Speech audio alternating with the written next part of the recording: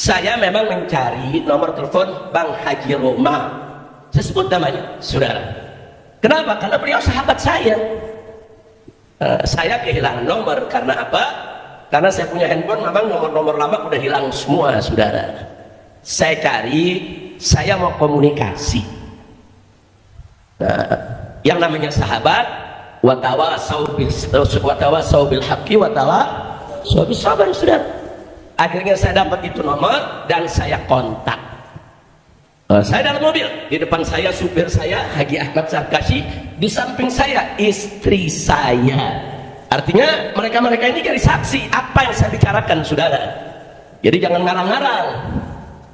Nah, jadi saya sampaikan begitu salam, assalamualaikum warahmatullahi wabarakatuh. Gimana Bang Haji? Baik, sehat walafiat. Semoga antum tetap sehat walafiat. Kita doakan. Nah, habis kita doakan, kita sampaikan, Ji, ana dapat kabar nih dari para Ba'alwi yang ada di Jakarta, habaib. Katanya begini, antum nih ada undang seseorang yang nyerang Ba'alwi. Nah, terus dia kata, oh iya baik, kita memang lagi bikin diskusi di sini. Ya nggak apa-apa, cuman kalau boleh, ana mau kasih masukan. Kalau antum ingin diskusi yang objektif, independen, undang dari kedua belah pihak. Nah, ini antum ngundang baru satu nih, Habib diserang-serang. Udah gitu sikap antum seperti membenarkan. Nah, sekarang kan usul undang itu Gus Rumail. Nanti habis Gus Rumail undang Habib Hanif. Saya sampaikan. Atau kalau antum masih belum puas juga, yuk kita ketemu. Antum ketemu sama ana di mana, kita ngobrol. Kan kita biasa ngobrol bareng, kita ngopi, kita ngetik. Bahkan sampai kita katakan, Ji, ana ini sayang sama ente, sayang. Dan habaib ini banyak cinta sama antum. Hati-hati, jangan sampai antum terjebak dengan gerakannya para begal nasab. Kita sampaikan kenapa kita sebut begal nasab begini, Ji, dalam telepon. Cuma ini di telepon gak enak, Ji. Kalau kapan kita mau ketemu, ayo, ane jelasin. Ente mau kitab apa, kita jelasin. Ente sahabat ana, mau makan siang bareng, ayo. Kita ketawa-ketawa, nggak ada masalah, saudara. Nah, kalau dia cerita ada ustaz, Ji, Habib Rizik ini minta nomor ente mau ditegur. Ya tabayun dulu dong, kalau belum ngomong Habib Rizik, ente menegur ada, siapa lu? Begitu dong. Itu gentleman, saudara. Kan satria bergitar. Ya kalau satria terus lagi, lu mau negur gue?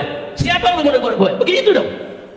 Nggak ada pembicaraan di situ, saudara. Kita penuh kasih sayang dan cinta, kita sampaikan. Sampai terakhir kita bilang, al-afuji ya, jangan tersinggung. Ini aneh cuma memberikan masukan. Mudah-mudahan Allah selamatin antum, Allah jaga antum. Kita doain segala macam doa. Ada istri aneh jadi saksi di samping anda. Ada supir anda di depan anda, saudara, yang ikut mendengarkan, saudara. Nah, akhirnya usul kita diterima. Ya, Beb. Kebetulan sebetulnya Gus Rumail itu sudah aneh jadwalkan juga udah untuk diundang Habib besok, ya baguslah. Nah, besoknya Gus Rumail datang, saya dengarkan itu apa namanya pertanyaan-pertanyaannya. Ternyata pertanyaannya kurang substantif. Jadi pada saat dia bicara dengan grup gengnya begal nasab, bicaranya substantif, diatur sedemikian rupa sehingga ada serangan-serangan terhadap Pak Alwi. Tapi giliran nanya Gus Rumail tidak substantif, saudara. Sehingga datar begitu aja, kan Gus Rumail menjawab sesuai pertanyaan, saudara. Kan pertanyaan bisa diatur. Pertanyaan itu dalam teknik dialog, kadang-kadang ada pertanyaan itu dibuat memang untuk mengarahkan orang. Ini polisi paling jago nih soal begini. Saya tahu polisi paling jago. Kalau BAP orang ditanya begini, sampai ke korek ya, Pak. Saya udah hafal itu, karena kita udah berkali-kali di BAP, saudara. Itu namanya pertanyaan mancing, saudara, untuk kepentingan si polisi. Nah, sekarang saya lihat pertanyaan yang diajukan oleh Roma seperti itu, mancing hanya untuk kepentingannya dan kepentingan geng begal nasab. Nah, saya mulai kecewa. Hari berikutnya dia undang Imad, saudara, bin Salman. Dia undang lagi dari grup sana, saudara. Nah, begitu saya lihat sudah tidak objektif, dia berpihak. Dan saya cek kenapa ya kok bisa berpihak? Ada apa ya, kan dia sahabat kita, orang baik. Nah, begitu saya selidiki, ternyata dia dapat nasab dari geng begal nasab. Oh, pantes. Belakangan dilantik jadi anggota geng nasab begal nasab, saudara. Wah, dapat panji lagi bendera. Nah, jadi begitu saya lihat, oh, pantes. Ada satu ustadz telepon saya. Ini ustadz sahabat saya. Bang Haji, Habib Rizik minta telepon antum nih, kasih nggak? Kasih ini memang. Kasih. Dia mau telepon antum nih. Dia mau tegur ente nih Bang Haji. Dia bilang, emang siapa dia mau negur gue? Nggak lama malamnya Habib Rizik telepon saya. Assalamualaikum Bang Haji.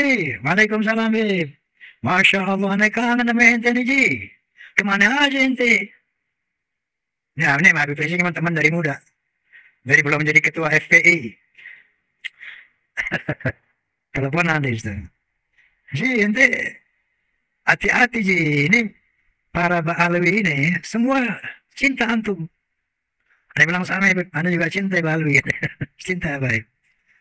Coba hati-hati itu jangan terjebak sama orang-orang jahat. Habib Rizik pesannya gitu. Jangan terjebak sama orang jahat.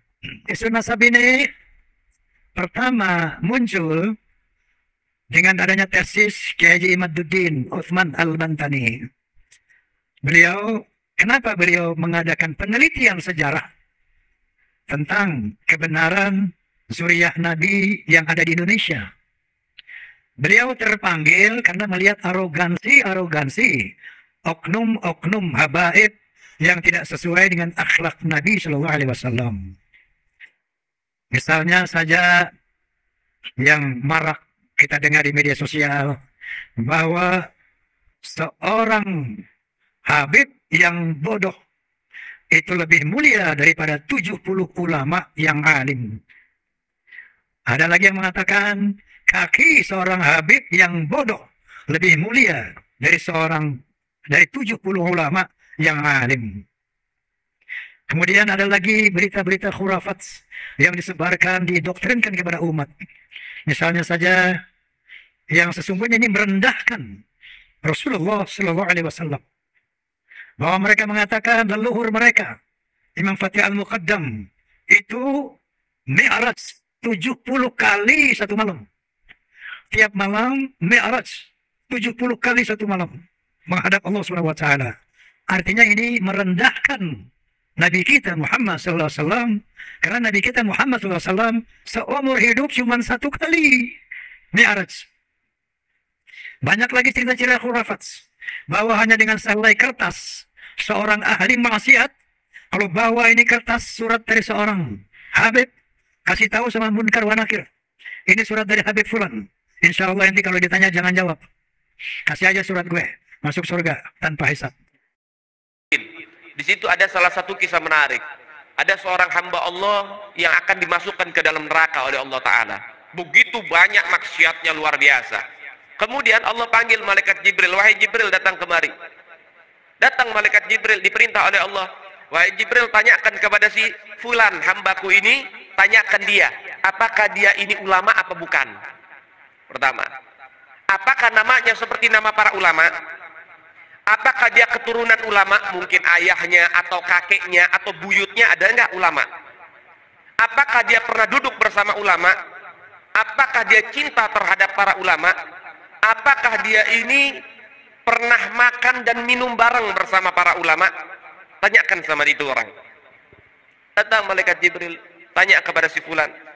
Wahai Fulan, beberapa pertanyaan diajukan kepadamu dari Allah Ta'ala. Pertanyaan ini. Apa jawabannya? La ya Jibril, tidak.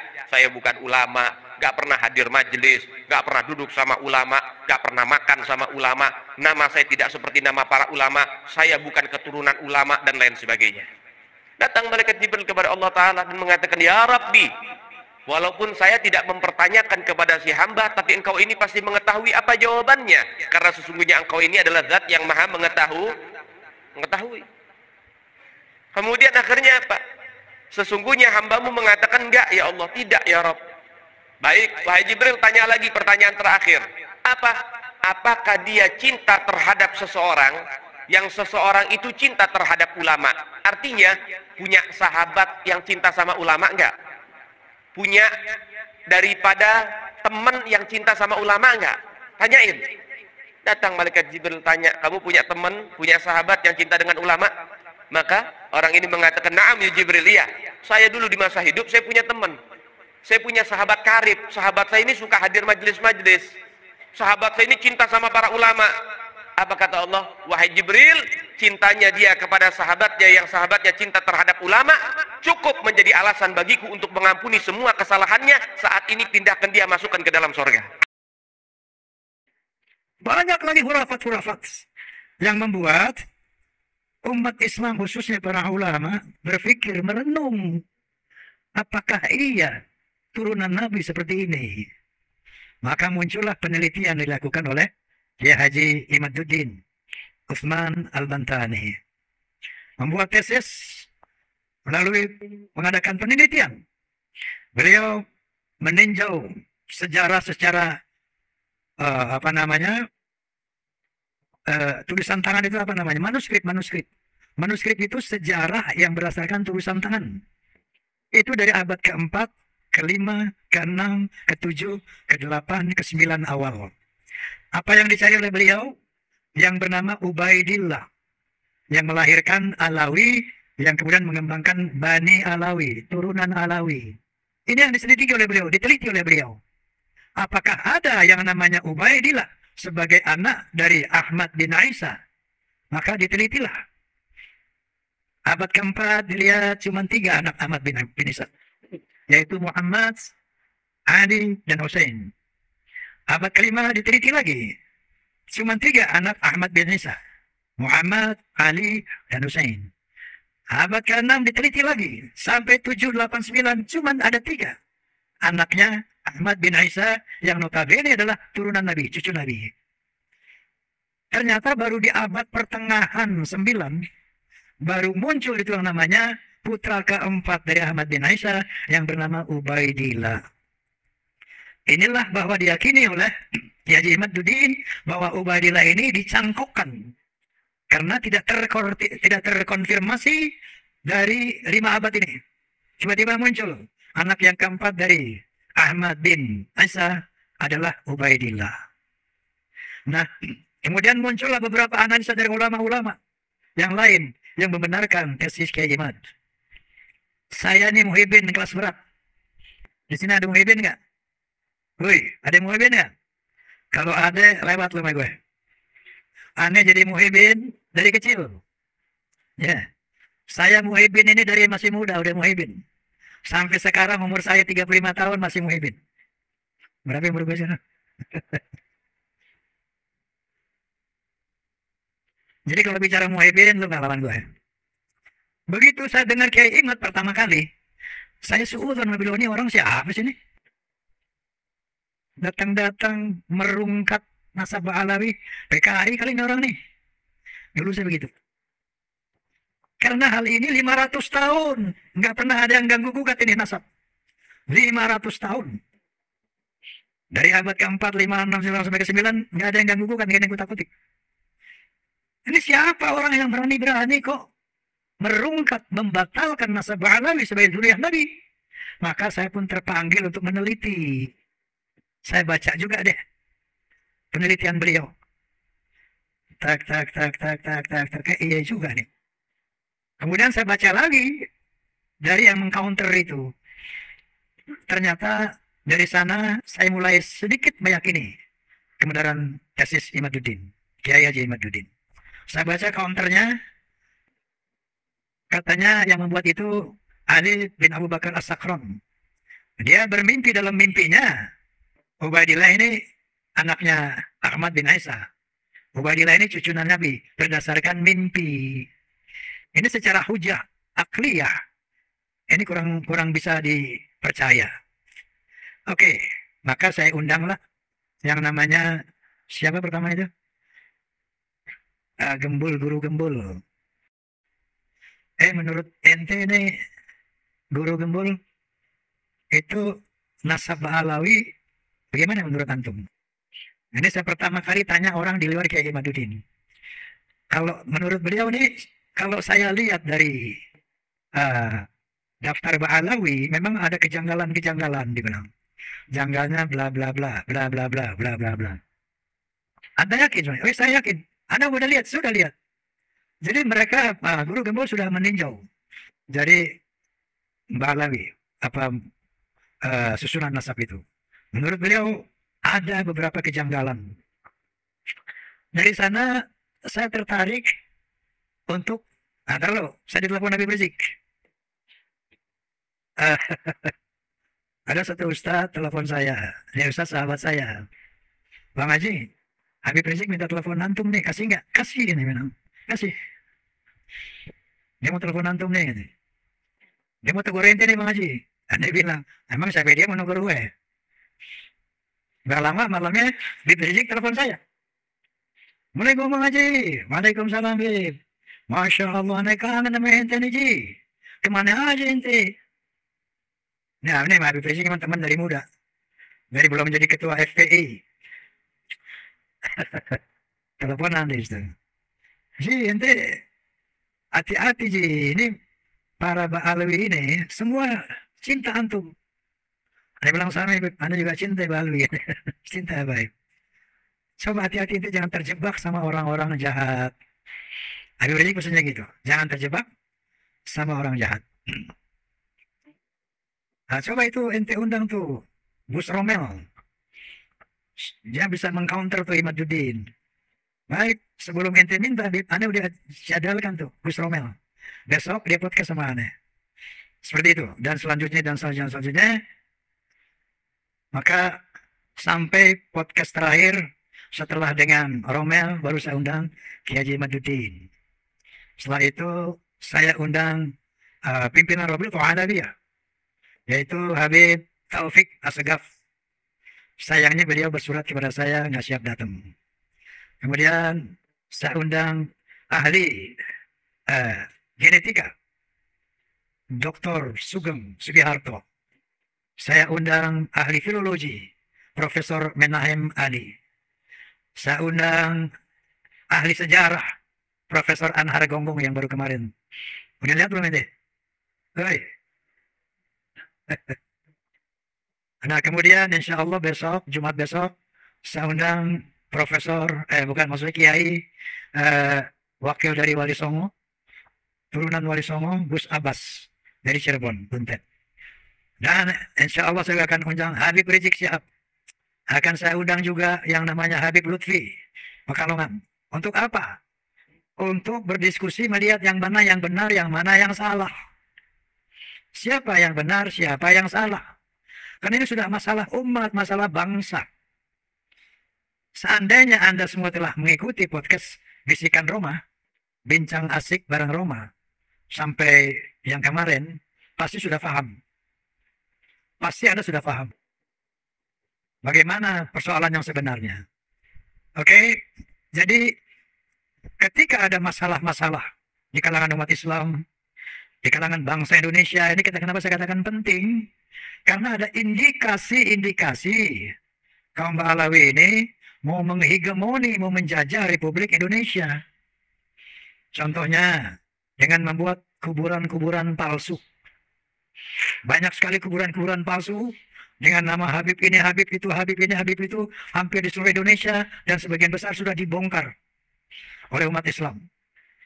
Dan pemalsuan nama daripada para wali, pemalsuan nama yang sangat viral, yaitu dari Sumo Diningrat, yang diklaim sebagai Hasan bin Toha bin Yahya. Ini diteliti oleh para ahli sejarah. Ternyata ini adalah pemalsuan nama-nama, pemalsuan makam-makam. Kemudian ada klaim-klaim bahwa pahlawan nasional di Ponorogo adalah Ba'alawi. Imam Bonjol Ba'alawi, Tengku Umar, Tengku Cijitiro, semuanya Ba'alawi. Maka saya undanglah hasil sejarah Profesor Anhar Gonggong yang menyatakan dengan satu kalimat, bohong.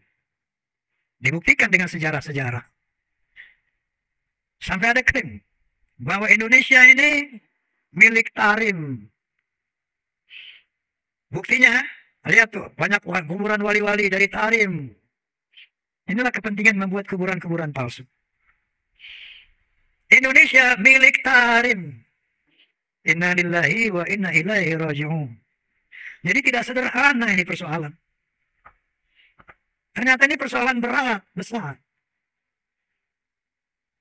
Makanya saya katakan, Allah Ta'ala, wala udwana illa ala zalimin.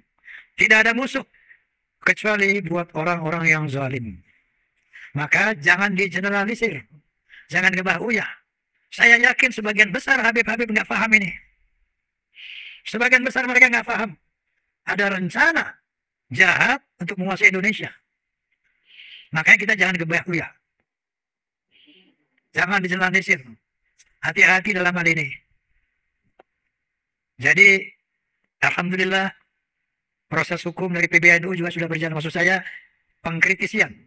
Bahwa mereka bukan hanya memalsukan kuburan-kuburan, bukan hanya memalsukan sejarah Indonesia, bahkan sejarah NU juga dipalsukan. Dan alhamdulillah Ketua PBNU telah memerintahkan kepada jajaran NU untuk mencabut buku karangan Lutfi bin Yahya, artinya produk beliau, untuk ditarik dari semua jajaran perguruan Nahdlatul Ulama. Nah, artinya sudah mulai tercium adanya pemerkosaan, pembelokan sejarah PBNU itu sendiri. Nah, saya katakan tadi ini bukan soal kecil, soal besar. Makanya mengatasinya pun harus hati-hati. Jangan terprovokasi sehingga yang berantem nanti masing-masing pribumi. Ya, lawan perang ini, hati-hati. Ntar kita berantem dia pada ngumpat. Betul. Yang berkelahi pada ini lolo nih. Dia di mana nanti? Dia nonton. Makanya hati-hati, jangan terprovokasi. Saya udah bilang di podcast saya kemarin, Beb, hati-hati, Beb. Jangan nanti provokasi umat. Tega ente, ngadu domba umat.